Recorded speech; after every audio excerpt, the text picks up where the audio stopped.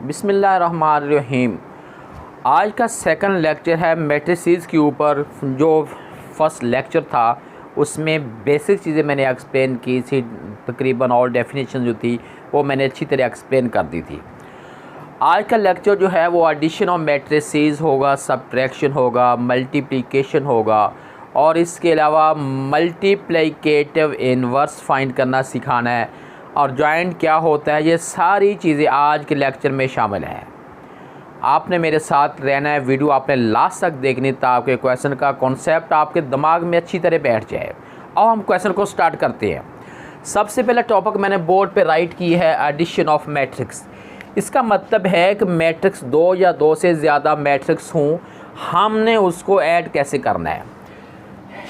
Add करने के लिए आपको सिर्फ एक शब्द बताई हुई है कि मैट्रिक्स का दो को ऐड कर रहे हों या तीन को ऐड कर रहे हों या चार को इकट्ठा ऐड कर रहे हों, उनका ऑर्डर जो है वो सेम होना चाहिए। ऑर्डर का मतलब मैं पहले बता चुका हूँ, ऑर्डर होता है रोज़ को कॉलम के साथ रिलेट करना। कितनी रोज़ है, कितनी कॉलम है, कितने रोज़ हैं, कितने कॉलम हैं, हम इसे कहते हैं ऑर्डर ऑफ मैट्रिक्स है। मेरे पास एक मैट्रिक्स ए है जिसके एलिमेंट जो है 2, 3, 4, 5 है, और इसके अंदर मैं बी मैट्रिक्स जो है, बी मैट्रिक्स को मैंने ऐड करना है। बी मैट्रिक्स को जब मैंने ऐड करना है, बी का सपोजिंगली 3, 4 है और 5, 6 है, दोनों को ऐड करना चाह रहा हूँ। मैंने इधर लिखना है a + b = इधर आपने a की एंट्रीज़ डालनी है और इधर आपने प्लस का साइन लगा, इधर b की लिखनी है। a के एलिमेंट हमारे पास हैं 2, 3, 4, 5 है, और b के एलिमेंट जो है वो 3, 4 है और 5, 6 है। जब आपने इनकी एडिशन करनी है, मैट्रिसेस को जब आपने ऐड करना है, फर्स्ट में फर्स्ट ऐड करना है, सेकंड में सेकंड ऐड करना है, थर्ड वैल्यू में थर्ड वैल्यू ऐड करनी है, फोर्थ वैल्यू में फोर्थ ऐड करनी है। इट मीन पे इधर आएगा 2 + 3, इस साइड पे आ जाएगा हमारे पास 3 + 4, इधर हमने लिखना है 4 + 5 लिखना है, और इस साइड पे हमने लिखना है 5 + 6 लिखना है। उसके बाद आपने इक्वल का साइन लगाना है, इनके आंसर को आपने राइट करना है। 2 में 3 ऐड किया 5 है, 3 में 4 ऐड किया ये 7 है, 4 में 5 ऐड करते हैं तो 9 है, 5 में 6 ऐड करते हैं तो ये 11 है। ये बेटा हमने किया है एडिशन ऑफ मैट्रिक्सेस। अगर तीनों मैट्रिक्स इकट्ठे आ रहे हों और हमने तीनों को ऐड करना हो, हम इसी मेथड से उसको अच्छी तरह सॉल्व कर सकते हैं।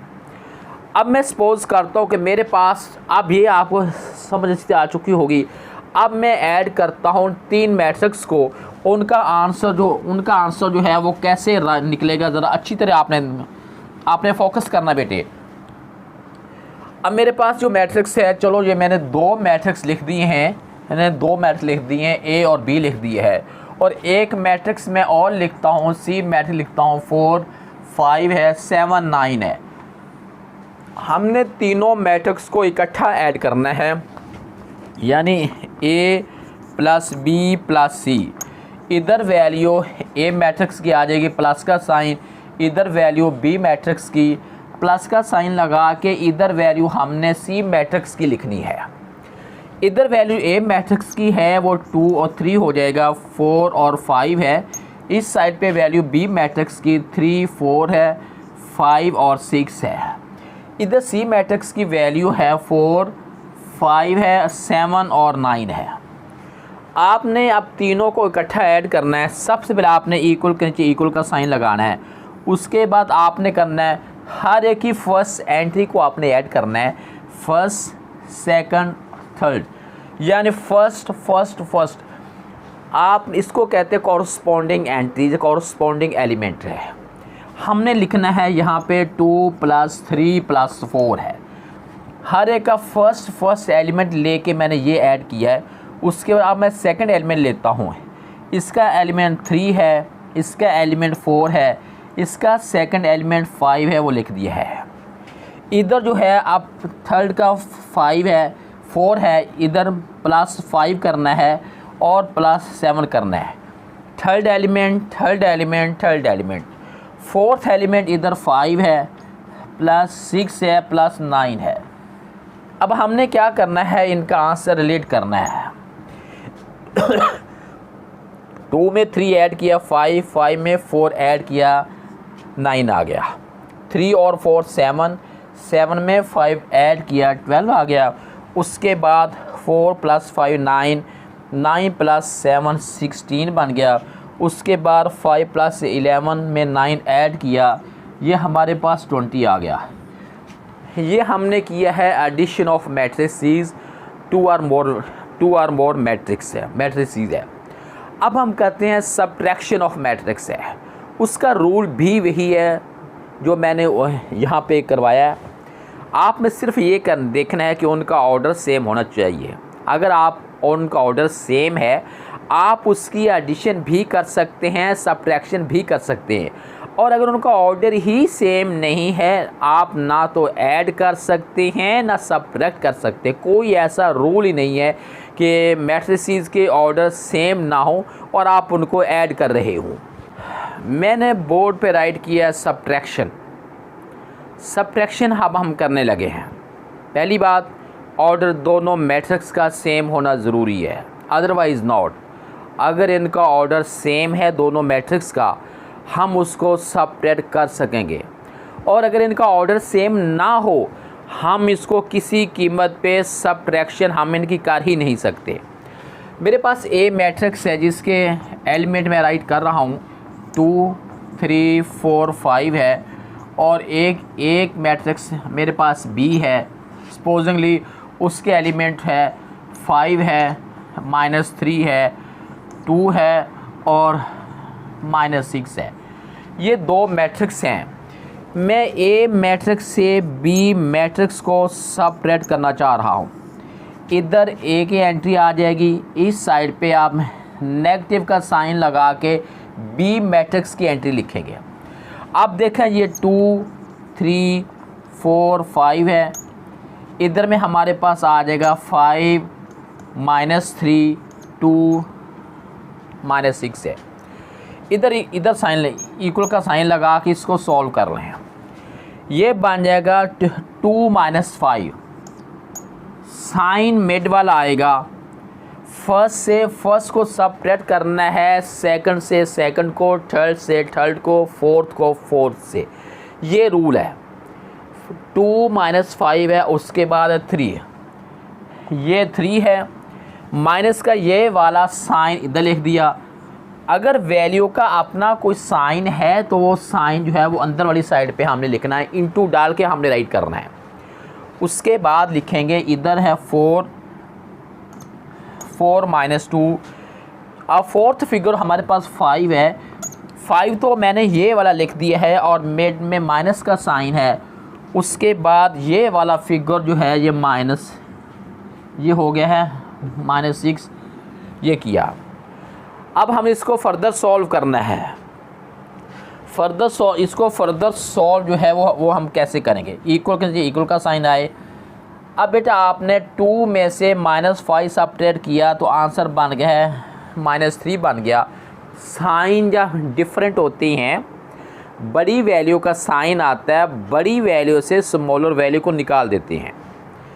अब ये हमारे पास है माइनस इंटू माइनस, यानी ये 3 है, माइनस इंटू माइनस हो जाएगा +3 + 3 इज़ इक्वल टू ये 6 हो जाएगा। 4 में से 2 निकाला, 2 बन गया। ये भी वही है, 5 में 6 ऐड करने से ये 11 बन जाएगा। ये हमारे पास सॉल्व हो गया है। हमने सब्ट्रैक्शन ऑफ मैट्रिसेस जो है वो भी कर लिया है। आगे हमने करना है मल्टीप्लिकेशन ऑफ मैट्रिसेस है।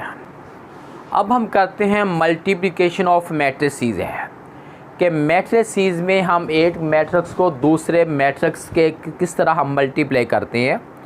मेरे साथ आपने लास्ट तक रहना है, वीडियो आपने लास्ट तक देखनी है ताकि मैं क्वेश्चन का जो कॉन्सेप्ट है अच्छी तरह एक्सप्लेन कर सकूं।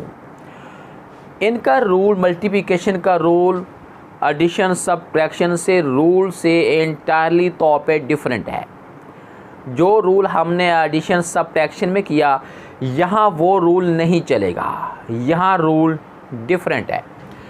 ए को बी से मल्टीप्लाई करना, आपने पहले ए बी ऐसे लिखना है, ए बी के बाद आपने ये वाले दोनों को साथ ज्वाइन करना है। मिड में अगर डालना भी साइन हो तो या डॉट लगा दें या मल्टीप्लिकेशन का साइन लगा दें, वरना आपको लगाना नहीं चाहिए, इसका माने ही मल्टीप्लिकेशन हो रही है।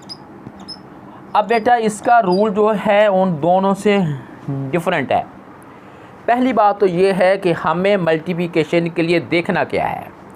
जैसे एडिशन सब्ट्रैक्शन में ये बात एक्सप्लेन की गई है कि एडिशन सब्ट्रैक्शन के लिए दोनों मैट्रिक्स का ऑर्डर सेम होना ज़रूरी है, तब हम ऐड भी कर सकते हैं और सब्ट्रैक्ट भी कर सकते हैं। लेकिन यहाँ को सूरत हाल कुछ मुख्तलिफ है, यहाँ ऑर्डर सेम होना ज़रूरी नहीं है। अगर एक स्क्वायर मैट्रिक्स है कि वो नेक्स्ट रेक्टेंगुलर से मल्टीप्लाई हो सकता है। रूल क्या है असल मल्टीप्लिकेशन का, वो मैं आपको उस तरफ लेके आ रहा हूँ। रूल ये है कि पहले मैट्रिक्स की रॉ के जितने एलिमेंट हैं, क्या मैं कह रहा हूँ, पहले मैट्रिक्स के रॉ के जितने एलिमेंट हैं, अगर नेक्स्ट मैट्रिक्स के कॉलम के उतने एलिमेंट होने ज़रूरी हैं। इसके एलिमेंट 2, इसके एलिमेंट 1 और 2 हैं, इसके कॉलम के 1 और 2, अब ये दोनों मैट्रिक्स मल्टीप्लाई हो जाएंगे। कैसे करना, अब देखें ज़रा।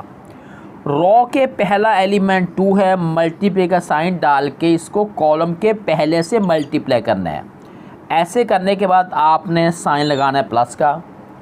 उसके बाद रॉ का सेकंड एलिमेंट 3 है और फर्स्ट कॉलम का एलिमेंट सेकंड 2 है, इनको मल्टीप्लाई करना है। 3 मल्टीप्लाई 2 हो गया। एक रॉ जो है एक कॉलम से मल्टीप्लाई हो चुकी है।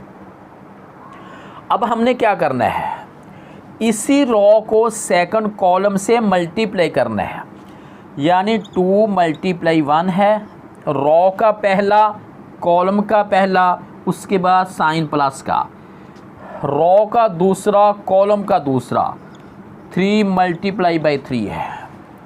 उसके बाद अब आप सेकंड रॉ पे आ जाएं। रॉ का पहला कॉलम का पहला 4 मल्टीप्लाई बाई 4 है, प्लस का साइन 5 मल्टीप्लाई बाई 2 है। रॉ का पहला कॉलम का पहला प्लस का साइन, रॉ का दूसरा एलिमेंट कॉलम के दूसरे से मल्टीप्लाई हो गया। अब सेकंड रॉ जो है वो फर्स्ट कॉलम से मल्टीप्लाई हो चुकी है। अब हमने इसी रॉ को नेक्स्ट कॉलम से मल्टीप्लाई करना है, यानी मल्टीप्लाई मतलब 4 मल्टीप्लाई 1 करेंगे और उसके बाद 5 मल्टीप्लाई 3 करना है। ये मैंने मल्टीप्लिकेशन कर दी है। फिर एक दफ़ा रूल सुन लें। एक रॉ जो होती है नेक्स्ट जितने कॉलम होते हैं उनसे मल्टीप्लाई होती है। रॉ का पहला कॉलम का पहला मल्टीप्लाई कर दिया, फिर साइन लगाना है प्लस का, रॉ का दूसरा एलिमेंट को कॉलम के दूसरे से मल्टीप्लाई किया। उसके बाद इसी रॉ के पहले एलिमेंट को नेक्स्ट कॉलम के पहले एलिमेंट से मल्टीप्लाई किया, फिर साइन लगाना है प्लस का, रॉ के दूसरे एलिमेंट को सेकंड कॉलम के दूसरे एलिमेंट से मल्टीप्लाई करना है। एक रॉ दोनों कॉलम से मल्टीप्लाई हो जाती है तो एक लीनियर रॉ बन जाती है, हॉरिजॉन्टल बन जाती है। अब हम सेकंड रॉ पे आते हैं।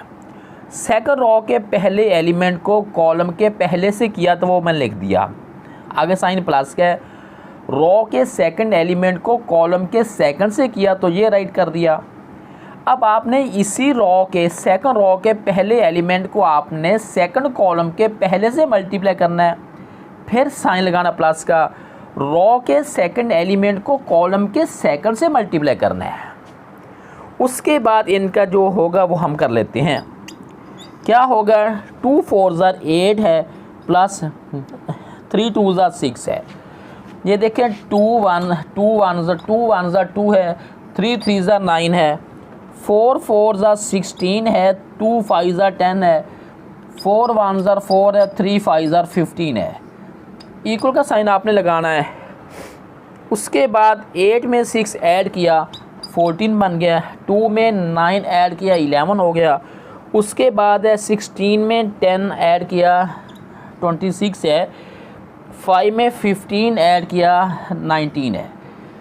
ये क्वेश्चन सॉल्व हो गया है। ये हमने की है मल्टीप्लिकेशन ऑफ मैट्रिसेस है। अभी कुछ रूल्स बाकी हैं, कुछ इश्यूज बाकी हैं, वो हमने अभी एक्सप्लेन करना है। वीडियो आपने लास्ट तक देखनी। अब देखें बेटा, मैंने बोर्ड पे क्या राइट किया है। मैंने बोर्ड पे डिटर्मिनेंट राइट किया है। वो क्या होता है, मेरे पास एक मैट्रिक्स ए है, उसके एलिमेंट जो हैं 2 3 4 5 है। इसका हमने डिटर्मिनेंट लेना है। सबसे पहले आपने ए लिखना है, इसकी आपने 2 लाइंस लगानी है। अकॉर्डिंगली आपने इधर भी आपने 2 लाइन लगानी है। ये आपने ये बेंट नहीं करना, ब्रैकेट नहीं बनानी, आपने डबल लाइन लगानी है और अंदर आपने एलिमेंट लिख देने हैं। उसके बाद हमने इक्वल के नीचे इक्वल का साइन लगाना है। ये वाली जो एंट्री होती है इसको कहते हैं डायगोनल एलिमेंट है, और ये वाले जो होते हैं हम इसको कहते हैं नॉन डायगोनल एलिमेंट है। अब बेटा हमने पहले डायगोनल एलिमेंट को मल्टीप्लाई करना है, यानी 2 × 5 करना है और फिर माइनस का साइन आएगा। रूल में मिड में माइनस का साइन आएगा। फिर सुने, हमने पहले डायगोनल एलिमेंट को मल्टीप्लाई किया, मिड में माइनस का साइन ही आएगा। उसके बाद ये नॉन डायगोनल एलिमेंट को मल्टीप्लाई करना है। 4 × 3 है, 2 5 10 है, -12 है, 12 में से 10 - 2 बन गया। ये हमने लिया है डिटर्मिनेंट है। आगे यहाँ से बेटा 2 फर्दर डेफिनेशन जनरेट हो रही हैं। वो कौन कौन सी है? एक को हम कहते हैं सिंगुलर मैट्रिक्स और दूसरे को हम नेम देते हैं नॉन सिंगुलर मैट्रिक्स है। अच्छी तरह आपने समझना है। उसके बाद हमने करना है मल्टीप्लिकेटिव इन्वर्स है। ये मैंने हेडिंग लिखा है सिंगुलर मैट्रिक्स है। सिंगुलर मैट्रिक्स का मतलब ये होता है ऐसा मैट्रिक्स जिसके डिटर्मिनेंट की वैल्यू 0 निकल आए। ऐसा मैट्रिक्स जिसके डिटर्मिनेंट की वैल्यू 0 निकल आए, ऐसे मैट्रिक्स को हमने नेम देना है singular matrix. Non singular matrix वो होता है जिसके डिटर्मिनेंट की वैल्यू 0 ना निकले। ये लिखा है नॉट इक्वल टू 0। 0 ना निकले, 0 के अलावा जो भी आए, प्लस वाले आ जाएं, माइनस वाले आ जाएं, फ्रैक्शन में आ जाएं, पॉइंट में आ जाएं, बस शर्त सिर्फ ये है कि वो 0 ना निकले। 0 आया तो सिंगुलर है। नॉन ज़ीरो के अलावा जो भी आए वो होता है नॉन सिंगुलर है। हमने मल्टीप्लिकेटिव इन्वर्स फाइंड करना है। उसकी सबसे पहली कंडीशन ही ये है कि जो मैट्रिक्स आपका है वो नॉन सिंगुलर होना चाहिए। हम सिंगुलर मैट्रिक्स का मल्टीप्लिकेटिव इन्वर्स फाइंड नहीं कर सकते। कोई रूल सिंगुलर मैट्रिक्स का मल्टीप्लिकेटिव इन्वर्स फाइंड करना नहीं सिखाता। हमारे पास एक ही रूल है कि अगर हमारे पास मैट्रिक्स नॉन सिंगुलर है, हम उसका मल्टीप्लिकेटिव इन्वर्स लेते हैं और ले सकते हैं। अगर नॉन सिंगुलर नहीं है तो उसका नो सॉल्यूशन हम लिखते हैं, आंसर लिख लेते हैं। फिर as the matrix is singular so its solution set not possible. ये हम लाइन लिखते होते हैं अगर मैट्रिक्स जो है वो सिंगुलर इत्तेफाक से निकल आए। आगे हमने करना है मल्टीप्लिकेटिव इन्वर्स कहते किसको हैं, होता क्या है, उसकी जो बेसिक कंडीशंस है वो क्या होती है। टाइटल में लिख रहा हूँ मल्टीप्लिकेटिव इन्वर्स है। मल्टीप्लिकेटिव इन्वर्स है वो बेटा हम अगर मैट्रिक्स ए है उसे ए इन्वर्स लिखते हैं, मैट्रिक्स बी होता तो बी इन्वर्स 1 लिखते हैं, सी हो तो सी इन्वर्स 1 लिखते हैं।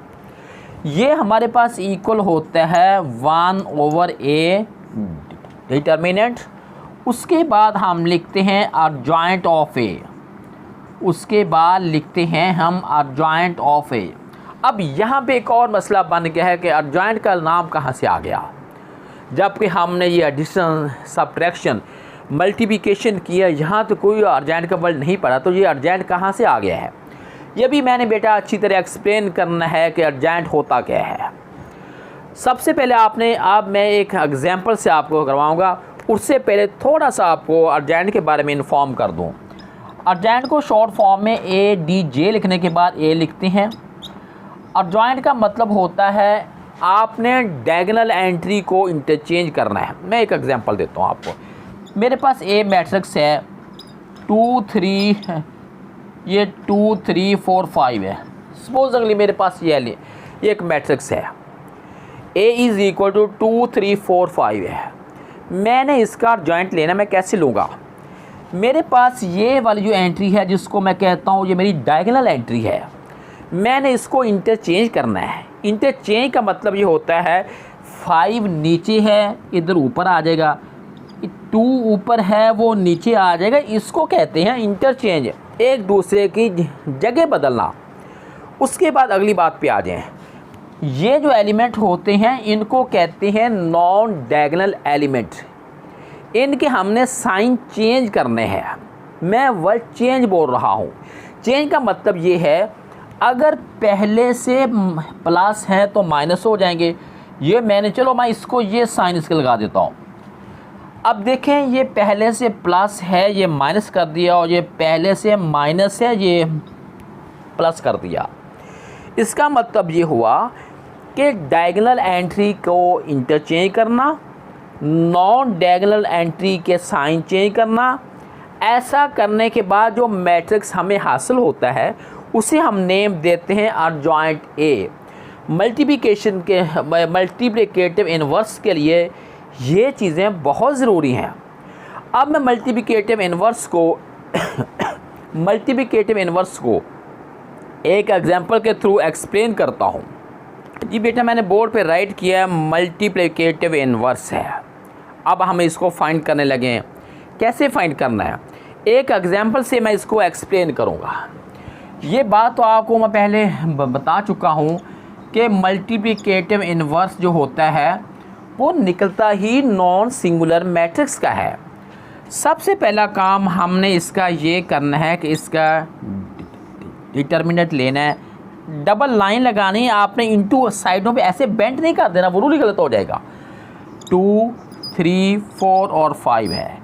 ये देखते हैं कितना है, इसको इसके साथ मल्टीप्लाई करना है, यानी 2 × 5 है। जब हमने नीचे से अपवर्ड मूव करना है हमें मिड में माइनस का साइन लगाना होगा। 4 × 3 है। उसके बाद 2 5 10 है, 12 है, ये बन गया है -2।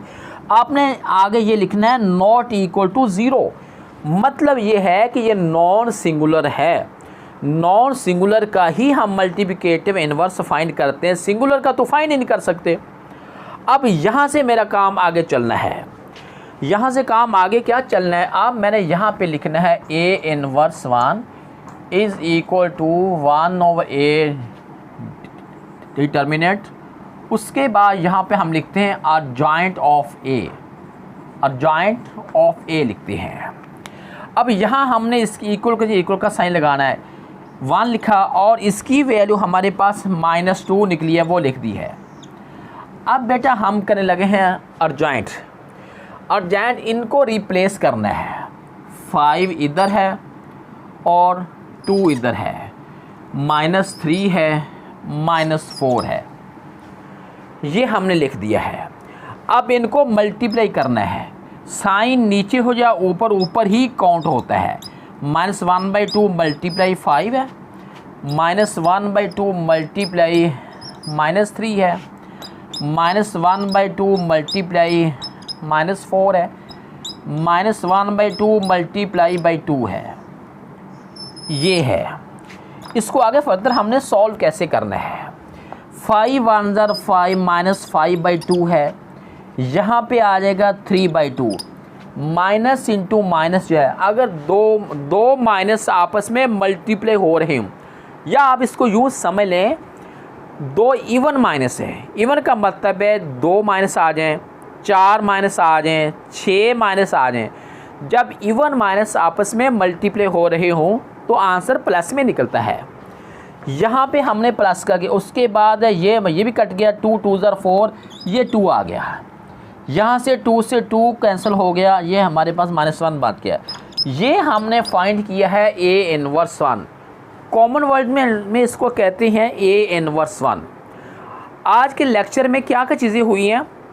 एक हुई है addition of matrix, subtraction, multiplication and multiplicative inverse. 4 चीज़ें जो हैं आज के लेक्चर में है। मेरे लास्ट लेक्चर में होगा कि इक्वेशन को हमने सॉल्व कैसे करना है, या कुछ क्वेश्चन ऐसे इंपॉर्टेंट किस्म के क्वेश्चन मैं आपको समझाऊंगा। और उसके बाद फिर इक्वेशन को आपके जो सिलेबस में 2 किस्म के रूल बताए गए हैं, एक क्रैमर रूल है और एक मैट्रिक्स इन्वर्जन मेथड है।